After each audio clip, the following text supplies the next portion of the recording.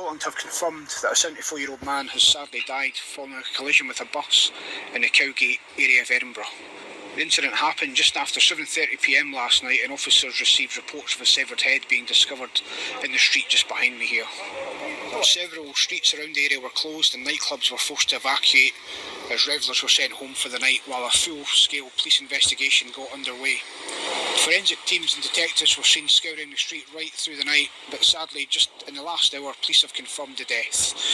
In a statement, Sergeant Louise Burrell from the Road Policing Unit in Edinburgh said that extensive inquiries are ongoing to establish the full circumstances of the incident, and that they're appealing for anyone who was in the area that's seen anything or has any CCTV to please contact them immediately.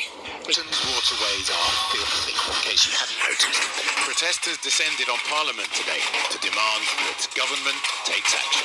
Get a new regulator in place, someone with some teeth, make the polluters pay, and start to rectify the problem. And today we're all wearing blue. If they don't listen, we're coming back next time wearing brown. Our waterways need fixing. You would argue with that. But how on earth to do it when it's a complicated mix of government, governance, regulator, the industry itself, utility companies, and also us, the consumer, those who pay the bill. Just 15% of English river stretches are ecologically healthy. Water companies have been allowed to make big profits instead of investing in infrastructure. Existing laws and quality standards aren't enforced. And who would go swimming in this? Stop polluting our rivers! I've been swimming the rivers for 40 odd years, and in the last 7 years I've been campaigning because I've noticed the difference in the taste, the texture, the wildlife, everything about the river. I don't recognise it. I see nappies hanging in the trees, I see scum, I see foam, I see all that disgusting stuff. And what's really sad is sometimes I've seen a seal when I've been rowing, and it's been amazing, and I've seen beautiful birds and beautiful wildlife, and it's really sad to think that they're all having to live and survive in really polluted waters. What are the solutions? Well, we really need to take a holistic approach to it.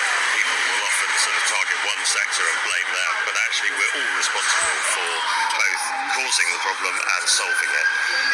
And so we need to bring together multiple sectors and get them to work together.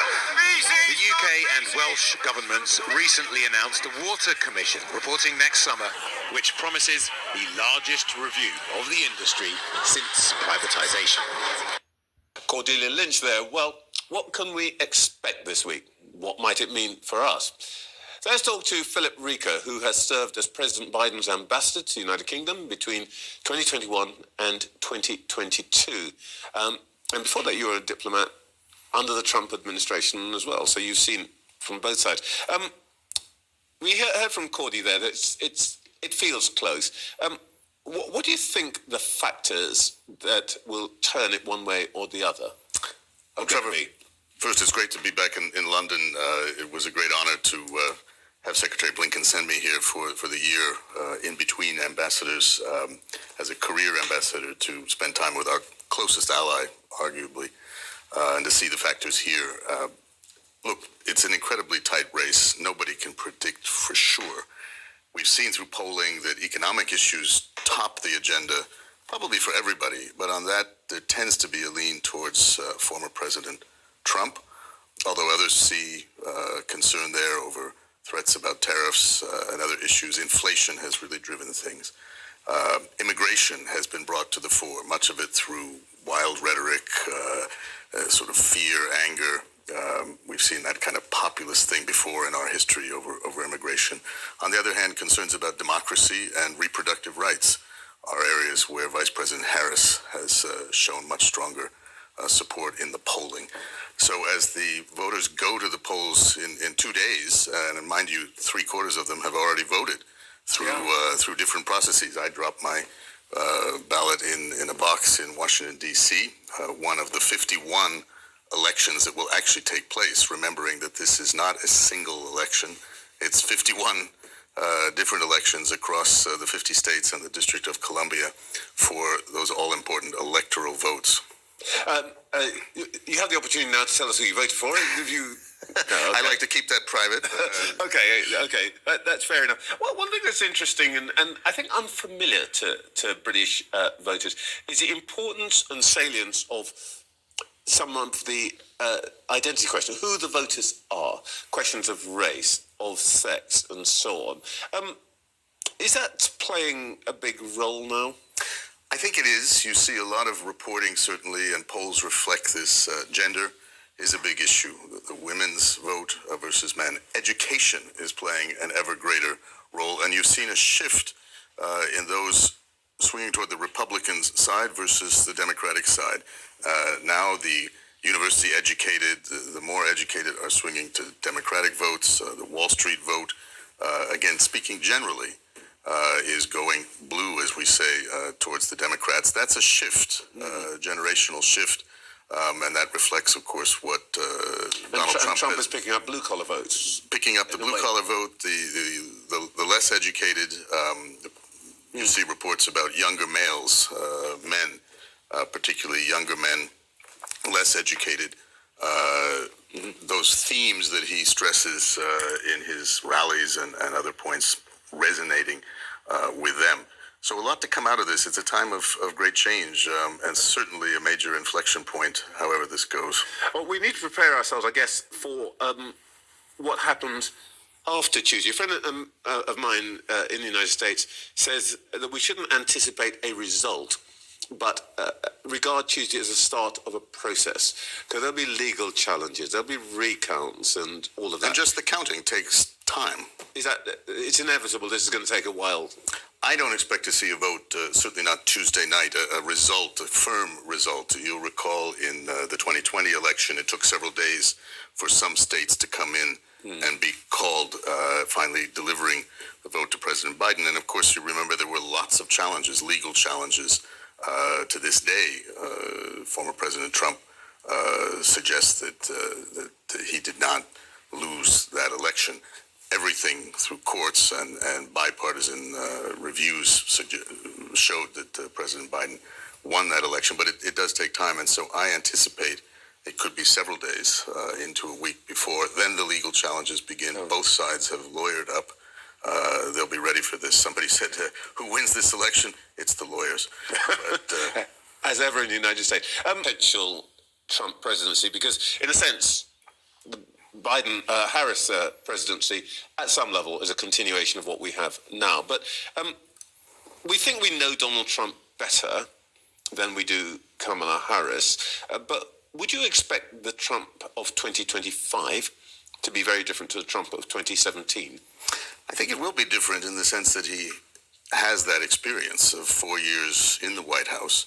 He brings that with him, lessons perhaps learned, perhaps not. You have to listen to what he has said, and that, of course, gives many people pause. The rhetoric in this campaign has reflected a lot of fear, a lot of anger. I think many people want that to be passed and focus on a sort of resilience.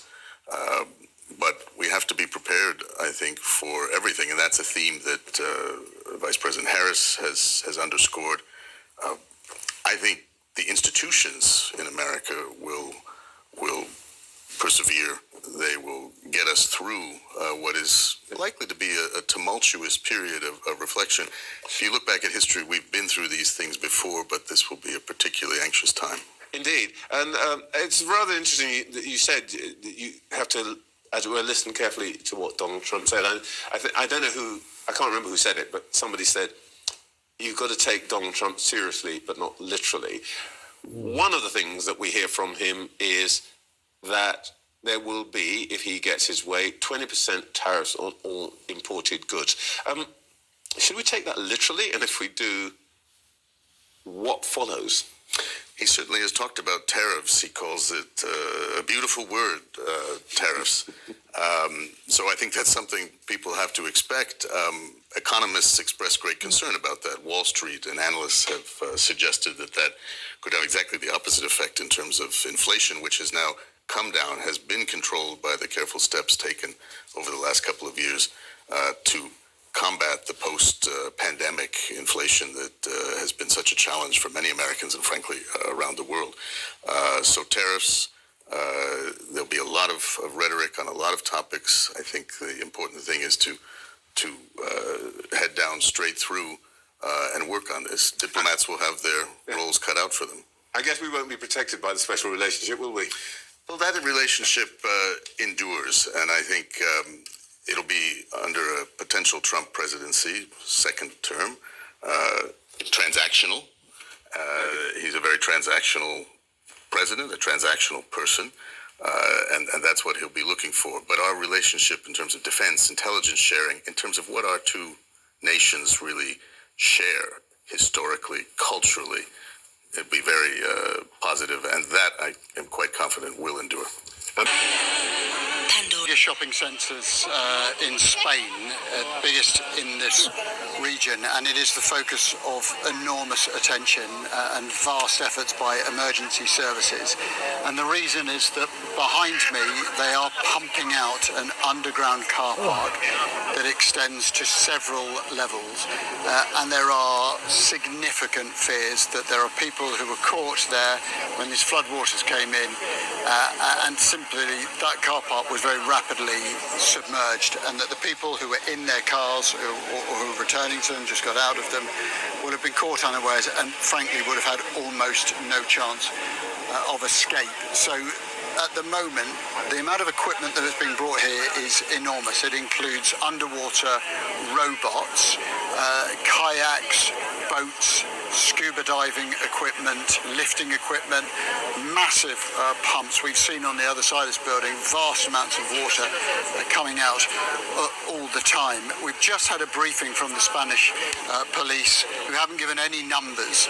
They've said that this is an extremely complex operation, that progress is going to be slow.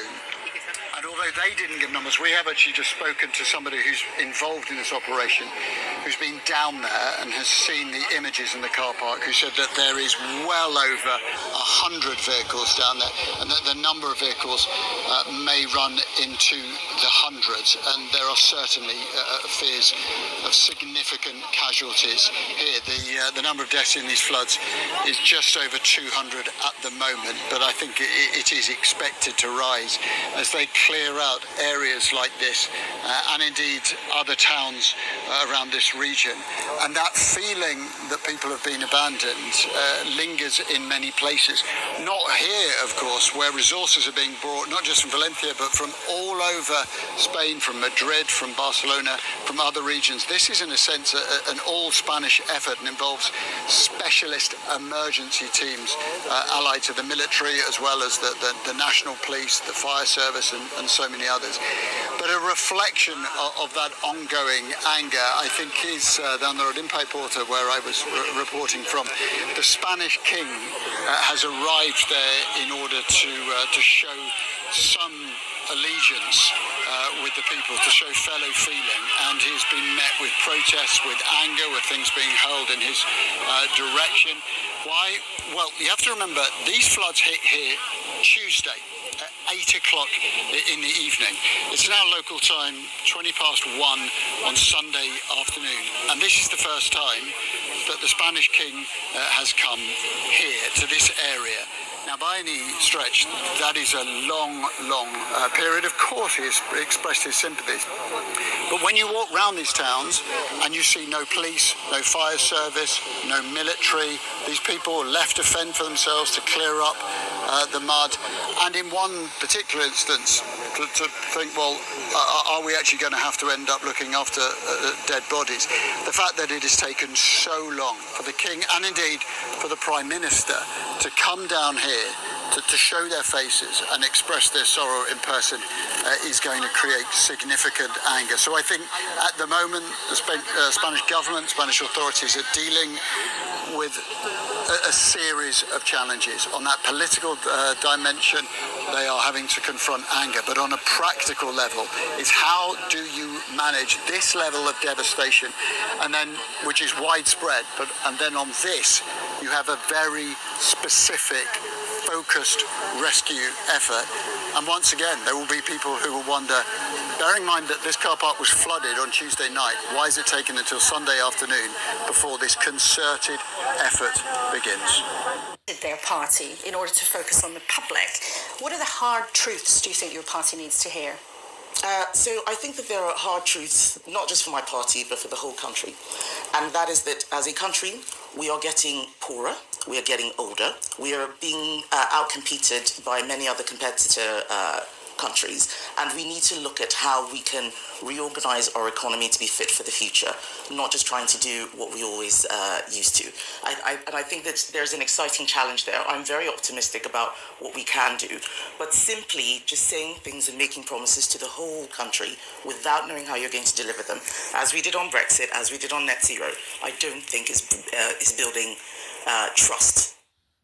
This is why I love Kemi Badenoch. Here she is, making mincemeat out of Dawn Butler. Question to the Minister is, the government briefed a clear message well in advance of this report landing. Why did the government do that? Mr. Deputy Speaker, I think it is disgusting that a member of this House will stand up and accuse people of being racial gatekeepers. This is the same nonsense we have heard time and time again, calling people Uncle Toms, calling people house Negroes and house slaves, and calling them racial gatekeepers. The fact that she's able to stand here and use that phrase without any shame whatsoever just shows how far the Labour Party has fallen. Now, instead of saying of a sophisticated cheese con dubbed the Great Cheese Robbery, arresting a 63-year-old man cheesemongers say may have been carrying too much cheddar. CTV's Alex Carper reports.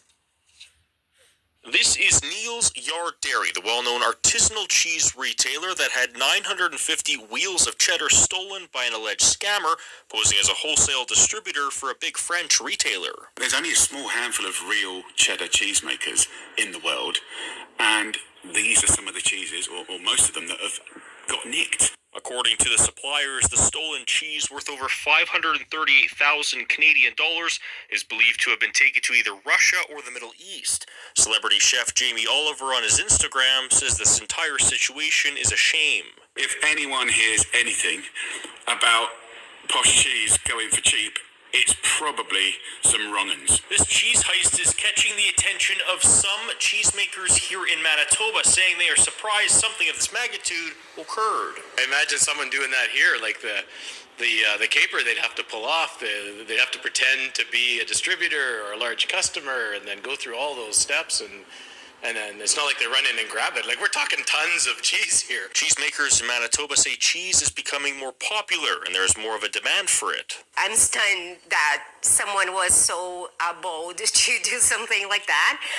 But thinking about like how cheese has becoming like, you know, the coolest stuff, and I'm not surprised that someone had that idea, actually. Cheesemakers say the industry is extremely expensive and is also very time-consuming. You're not making something and selling it tomorrow. A lot of these things are aged for a year or so.